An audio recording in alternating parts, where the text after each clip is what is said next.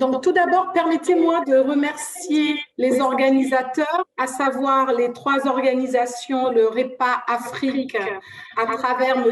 Moïse Itassa, l'OADEL, avec son directeur exécutif, M. Hamilton Yeni, et le CIPEA, à travers son directeur, M. Paul Laurent. Je salue tous les distingués invités, les participants.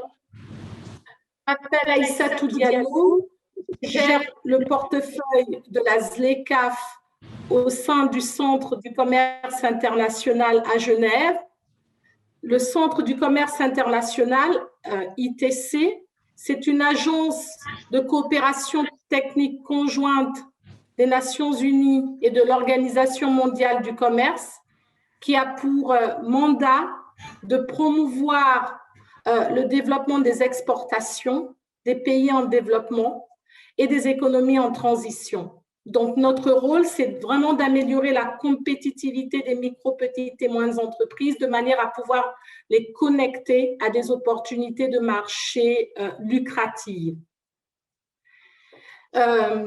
Donc, cet après-midi, j'ai l'honneur de vous faire une présentation sur les défis et les opportunités, surtout les opportunités qu'offre le nouveau marché unique africain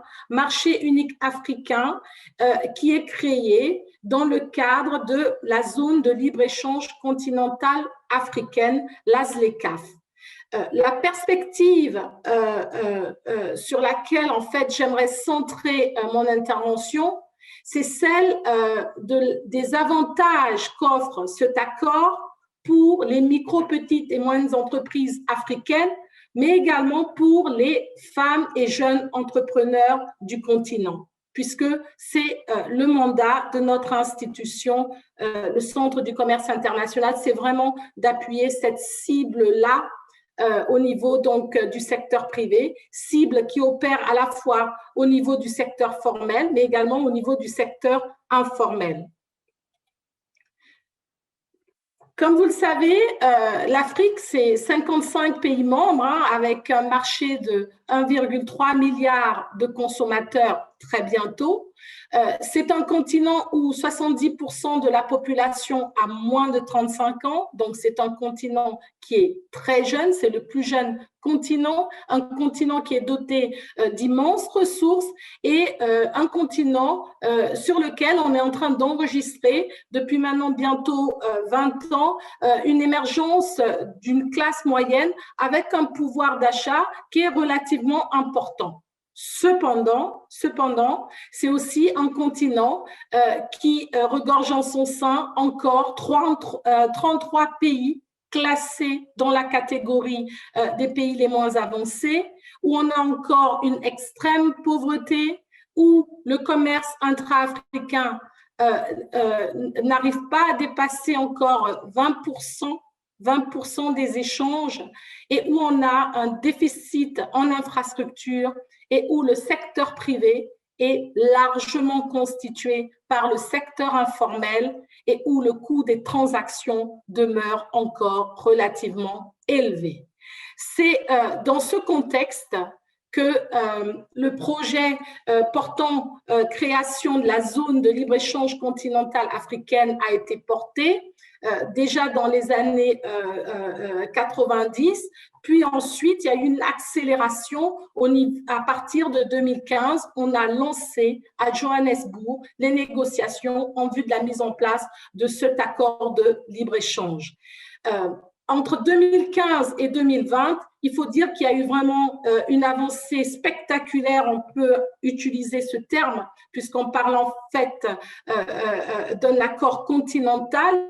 Pendant 5 ans, il y a quand même eu des avancées positives qui ont permis de passer du stade de la négociation au stade de la signature et de la ratification de l'accord par aujourd'hui 36 pays membres et avec la création d'un secrétariat exécutif de la ZLECAf à Accra, et un début de mise en œuvre qui a été donc enregistré à partir du 1er janvier 2021.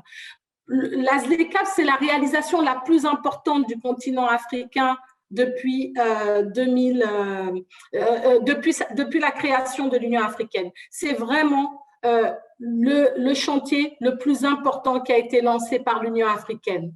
L'objectif de la ZLECAf est très simple, c'est une zone de libre-échange. Une zone de libre-échange, c'est donc la liberté de pouvoir commercer, de pouvoir faire du commerce des biens et des services dans un environnement qui est ouvert.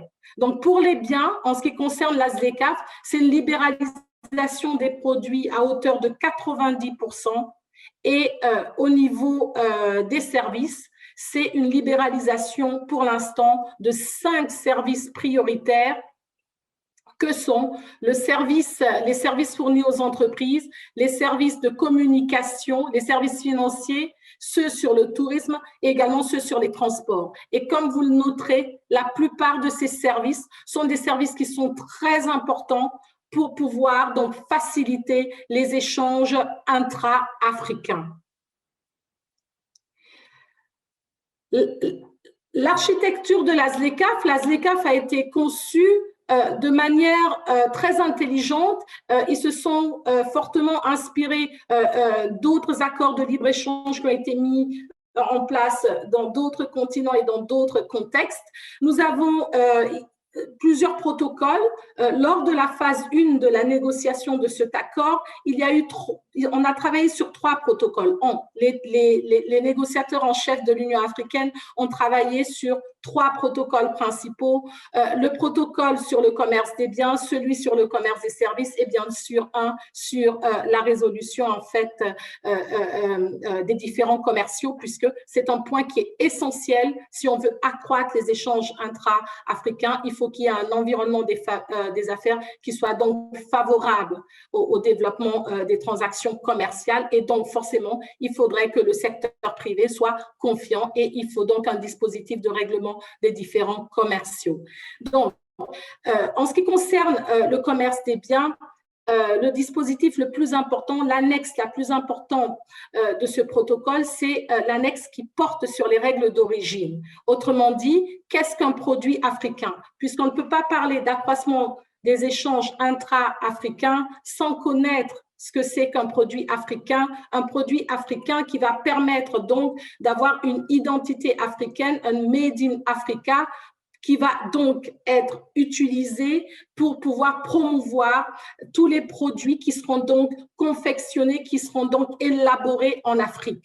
Puisque le but de la ZLECAf, c'est vrai que c'est d'accroître ce commerce intra-africain, mais c'est d'ajouter de la valeur locale dans les productions africaines, et c'est aussi et surtout de pouvoir construire des chaînes de valeur continentales qui vont être donc pourvoyeuses d'emplois, notamment pour les femmes et les jeunes.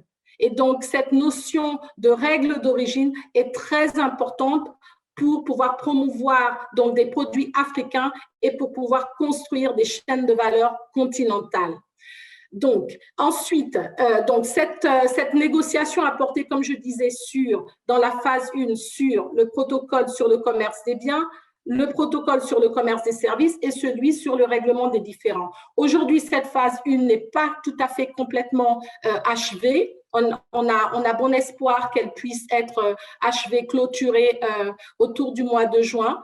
Et à ce moment-là, on pourra passer à la phase 2 des négociations de la zone, cette phase 2 qui portera sur le protocole relatif aux investissements, qui portera sur les questions de propriété intellectuelle, la question de la politique de la concurrence et le protocole sur le e-commerce. À cela, le président Ramaphosa, qui présidait donc l'Union africaine, a annoncé qu'il était également envisagé d'inclure un nouveau protocole pour pouvoir donc traiter la question de l'autonomisation économique des femmes, donc un protocole sur les femmes pour faciliter leur accès au marché unique africain.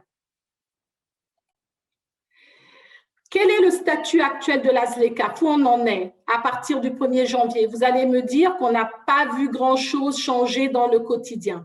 Et déjà, je dirais même avant de voir les choses changer, en ce qui concerne le secteur privé et même la société civile, et c'est pour ça d'ailleurs que je salue cette initiative qui est portée par la société, par les organisations de la société civile togolaise, il y a peu, d'acteurs nationaux qui soient vraiment au courant du processus de la ZLECAf. Tout simplement parce que cette ZLECAf a été principalement négociée par les négociateurs en chef des pays, en y incluant bien évidemment dans la mesure du possible et en fonction des pays certains membres du secteur privé, mais il n'y a pas encore eu une véritable campagne de sensibilisation et d'information sur les avantages, mais aussi les défis que va poser forcément la mise en œuvre de cet accord. Donc aujourd'hui, oui, comme je disais, on a 54 États africains qui ont signé cet accord.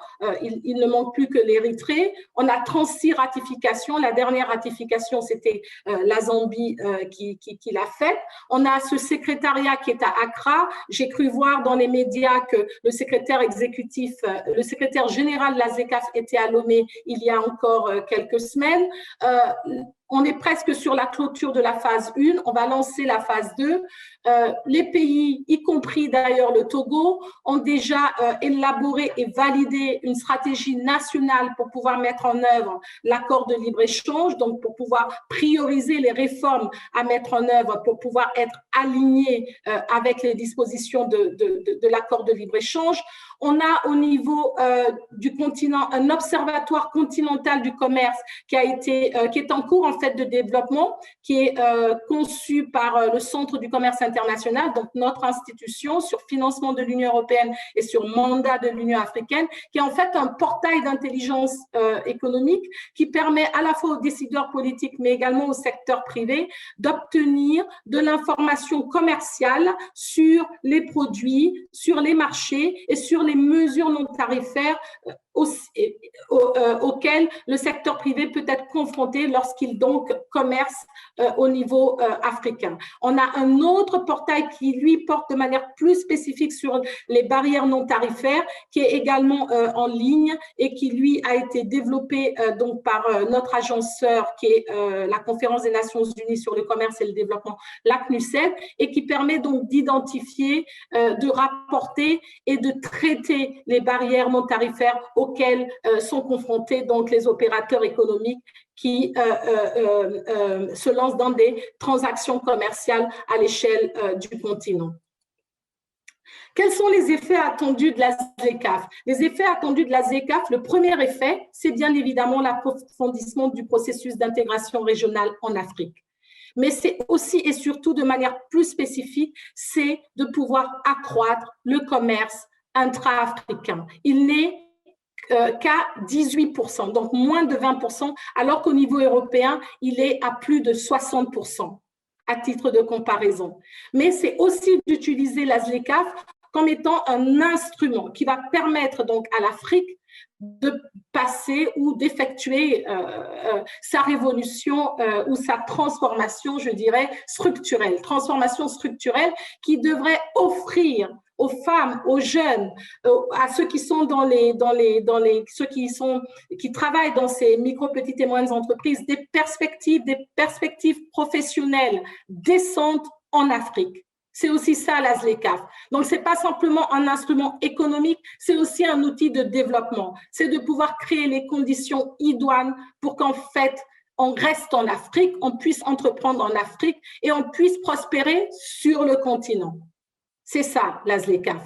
Donc, pour y arriver, il faut donc encourager la transformation locale, ne pas simplement cantonner l'Afrique à des exportations de commodités. C'est de pouvoir développer cette démarche, ce concept du Made in Africa pour rendre les produits africains beaucoup plus attractifs, beaucoup plus compétitifs, mais c'est aussi d'accompagner quelque chose de très important sur quoi l'Afrique a très peu investi jusque-là, l'innovation, la technologie et le transfert de bonnes pratiques. C'est très important également pour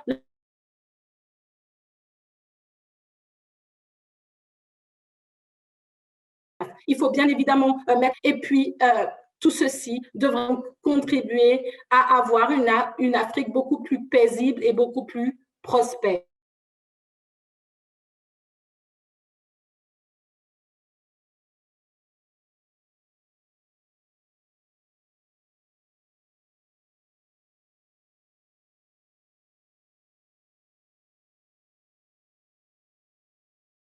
Moyenne, mais c'est aussi la possibilité d'avoir des joint ventures, d'avoir des investissements intra-africains et aussi de pouvoir, très franchement, créer des emplois. Parce qu'à la fin des fins, ce qui est important, c'est de pouvoir créer des emplois. Tout ceci, c'est très beau. Le dispositif, il est magnifique. Mais si le dispositif n'est pas utilisé de manière adéquate, pour pouvoir donner des opportunités commerciales et derrière pouvoir favoriser les politiques d'emploi, la ZLECAf n'aura pas atteint son objectif.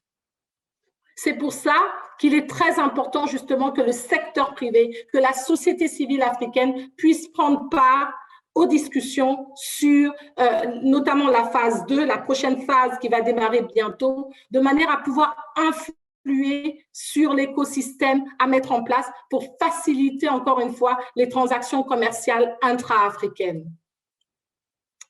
La ZLECAf, c'est aussi une opportunité pour la diaspora africaine, une opportunité d'investir en Afrique, une opportunité de partager le savoir-faire et une opportunité aussi de pouvoir développer des partenariats innovants. C'est très important que la diaspora puisse également donc être impliquée au niveau de la ZLECAf. Les contraintes à surmonter, je ne vais pas revenir dessus parce que je pense que voilà, j'en ai parlé, mais il y a peut-être une contrainte qui est très importante, deux contraintes qui sont très importantes sur lesquelles j'aimerais quand même revenir. C'est pas revenir parce que je pense que j'en ai pas parlé, c'est celle de l'accès au financement. Parce que la ZLECAf, c'est bien, transformer des produits, ajouter de la valeur, c'est très bien, mais encore faut-il avoir accès au financement pour le faire.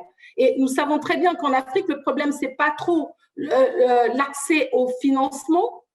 Ce sont les, c'est pas la question, c'est le problème, c'est pas qu'il n'y a pas de dispositif d'accompagnement, mais c'est que l'accès au financement demeure encore très difficile parce que les taux d'intérêt qui sont demandés pour les micro, petites et moyennes entreprises ou pour les jeunes entrepreneurs sont des taux d'intérêt qui sont très élevés. Les garanties qui sont demandées sont des garanties qui sont pas faciles à constituer. Donc, il faut vraiment travailler sur l'accès au financement. C'est très important. De même, en ce qui concerne, tout le monde aujourd'hui parle, notamment avec la crise de la Covid, de l'importance du e-commerce, Oui, le e-commerce est très important pour l'Afrique. Le e-commerce va contribuer à accroître les transactions commerciales. Cependant, ce qui se passe avec le e-commerce, c'est que le e-commerce ne peut avoir un impact sur le commerce intra-africain uniquement si ce sont des produits africains qui sont promus sur par des plateformes africaines. Autrement dit, ce que nous achetons sur Jumia ou ce que nous achetons sur Alibaba, les produits importés que nous achetons sur ces plateformes-là ne vont pas permettre donc d'accroître le commerce intra-africain. Je continue. On me dit que le lien sur lequel je suis connectée ne marche pas très bien, mais j'espère quand même que vous m'entendez. Je poursuis. J'ai voulu aussi ajouter une slide sur le Togo dans la ZLECAf, puisque l'ITC travaille avec la Commission économique pour l'Afrique et nous avons donc aussi apporté notre contribution à l'élaboration de la stratégie nationale de la ZLECAf pour le Togo. Le Togo a beaucoup d'atouts, dans le sens où vous avez effectivement des ressources naturelles, vous avez ce port en eau profonde qui peut permettre au Togo d'être un hub logistique pour l'Afrique de l'Ouest. Vous avez, comme les autres pays africains, une population jeune, mais vous avez surtout des femmes qui sont très dynamiques et qui sont impliquées dans des activités commerciales. Vous avez votre sous-comité de la ZLECAf qui va faire donc le monitoring des actions, des recommandations qui ont été adoptées dans le cadre de la ZLECAf.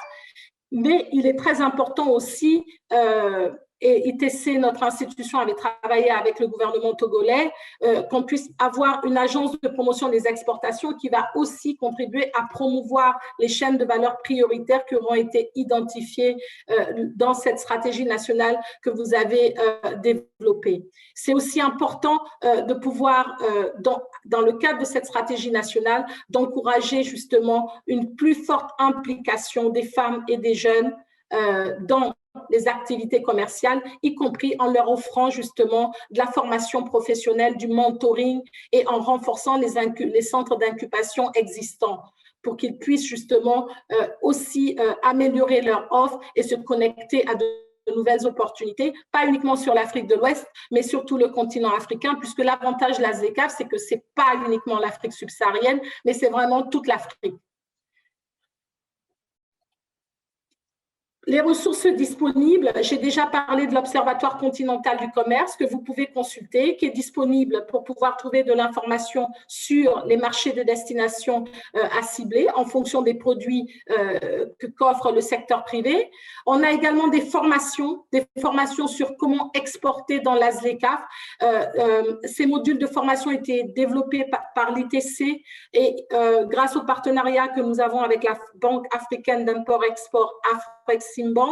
Donc, ce sont des formations qui sont en ligne. Le Togo pourrait bénéficier également de ces formations. Pour l'instant, elles sont ouvertes à la Côte d'Ivoire, au Rwanda ainsi qu'au Nigeria, mais elles auront vocation bientôt à être ouvertes à l'ensemble des États membres. On a un guide sur la ZLECAf pour expliquer un tout petit peu de manière un peu moins juridique ce qu'est la ZLECAf.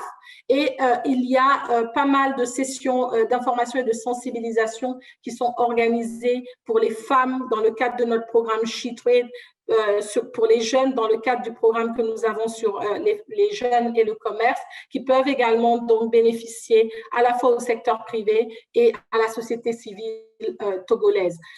Rapidement, on a un nouveau programme au niveau de ITC que nous allons lancer dans les prochaines semaines qui est intitulé le One Trade Africa. Ce programme, il a pour but en fait de pouvoir accroître la participation des micro, petites et moyennes entreprises ainsi que des femmes et des jeunes entrepreneurs dans la ZLECAf. Il a plusieurs modules, un module qui porte sur l'information sur l'intelligence, tout ce qui a trait donc aux statistiques, aux informations statistiques et non statistiques pour pouvoir avoir accès, découvrir de nouveaux marchés, se familiariser avec les exigences des affaires, identifier.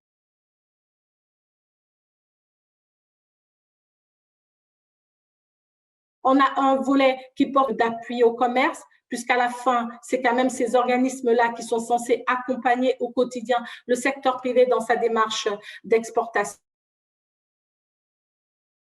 Pas de travailler, mais de discuter avec les décideurs politiques, mais également ceux qui sont dans la régulation pour voir quels sont les éléments, les thèmes qu'il faut aborder, qu'il faut pas aborder, mais qu'il faut traiter pour pouvoir améliorer l'environnement des affaires.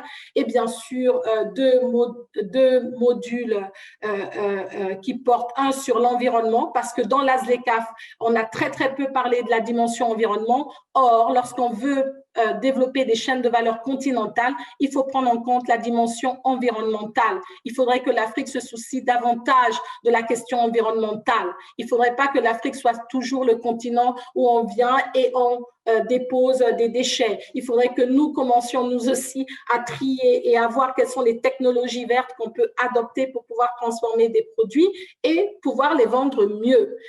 C'est aussi la question de l'inclusion, donc les femmes, les jeunes, mais aussi les communautés dont sont issus ces groupes-là. C'est très important de pouvoir les inclure dans la ZLECAf.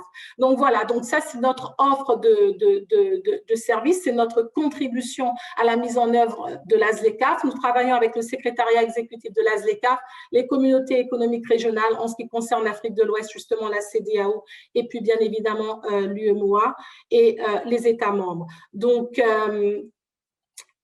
Un dernier mot, ce que j'aimerais dire, c'est que quand j'ai reçu cette invitation, j'étais très contente. J'étais très contente, parce que c'est le Togo, et le Togo, c'est un pays avec lequel ITC entretient d'excellentes relations, mais j'étais aussi très contente parce que ça venait pas d'un ministère forcément, ça venait pas d'une agence de promotion du commerce comme on est souvent sollicité par ces acteurs-là, mais plutôt de la société civile. Et ça veut dire quoi? Ça veut dire qu'on voudrait que la ZLECAf soit un instrument pour tous.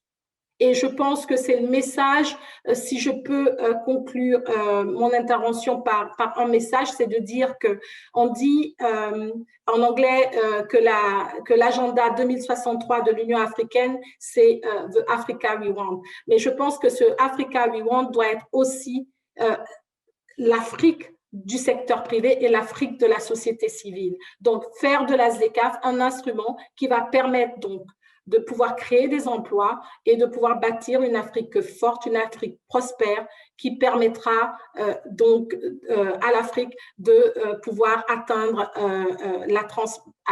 de pouvoir aller vers cette transformation structurelle qui va nous hisser, je l'espère, au premier rang dans certains domaines, en tout cas, en ce qui concerne le commerce. Voilà, je vous remercie.